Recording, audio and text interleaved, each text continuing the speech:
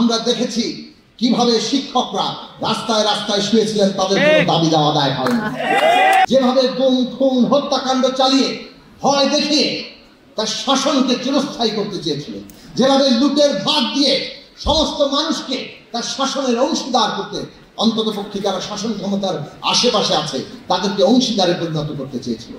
এই ব্যবস্থা যদি বদল করতে হয়, কোনো একক দলের পক্ষে সেটা সম্ভব না। জনগণের বৃহত্তর ঐক্য ছাড়া এই ফ্যাসিস্ট ব্যবস্থার পতন হবে না। সে কারণে আদর্শিক পার্থক্য সত্ত্বেও যারাই গণতন্ত্রের সাথে লড়াই করতে চেয়েছেন, গণতন্ত্রের জন্য লড়াই করতে চেয়েছেন, বিএনপির মতো রাজনৈতিক দল সহ আমরা বৃহত্তর ঐক্যের উদ্যোগ নিয়েছিলাম। আমরা সেই বৃহত্তর ঐক্য তৈরি করেছি।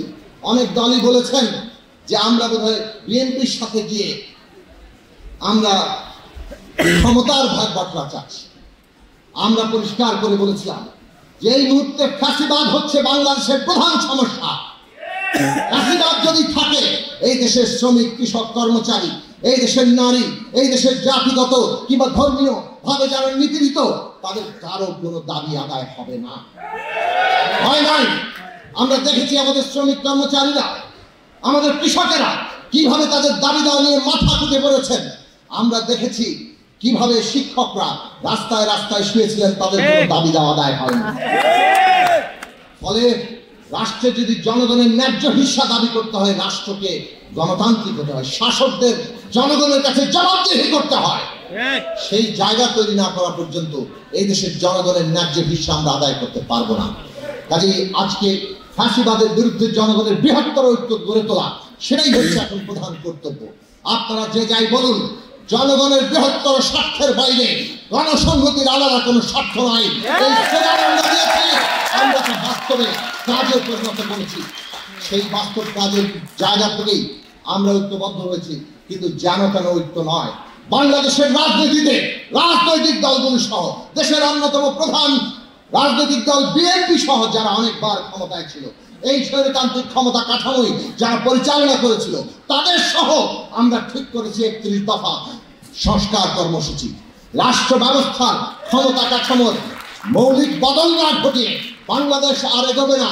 এই লক্ষ্য আমরা স্থির করতে না পারলে এই দেশের মানুষের মধ্যে ঐক্য তৈরি হবে না। আমাদের দলীয় কর্মসূচি ছিল, আমরা গণতন্ত্র মঞ্চ গঠন করেছি ফ্যাসিবাদ বিরোধী লড়াইয়ে, যাদের নেতৃবৃন্দ এখানে উপস্থিত আছেন। আমরা আমাদের কর্মসূচি দিয়েছিলাম 14 দফা।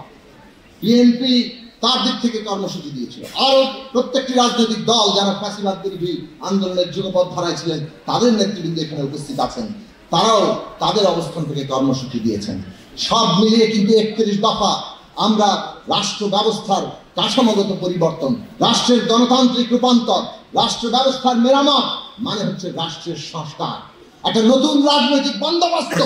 এই স্লোগানগুলো বিভিন্ন জায়গা থেকে উঠেছিল বলেই বাংলাদেশের যে অভ্যুত্থান যে কোনো মুহূর্তে ঘটতে পারবে।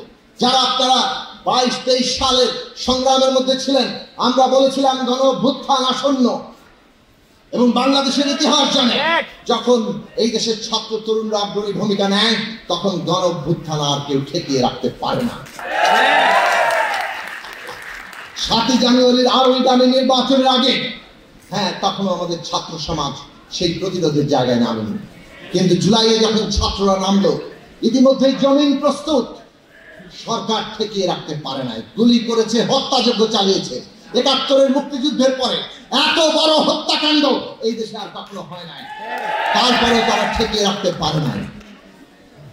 আমরা আশাবাদী হয়েছি আমাদের ছাত্র তরুণরা যে রাজনৈতিক সংগ্রাম চলেছে এতদিন ধরে, সেই রাজনৈতিক সংগ্রাম যে আকাঙ্ক্ষা তৈরি করেছে রাষ্ট্র ব্যবস্থার আমূল গণতান্ত্রিক রূপান্তর, নতুন রাজনৈতিক বন্দোবস্ত, সেই ছাত্ররা সেই নতুন রাজনৈতিক বন্দোবস্তের রাজনীতিতে, নতুন রাজনৈতিক বন্দোবস্তের লক্ষ্যে নিজেদেরকে আলোড়িত করেছেন, সেই লক্ষ্যকে জাতীয় লক্ষ্য হিসেবে প্রতিষ্ঠা করেছেন।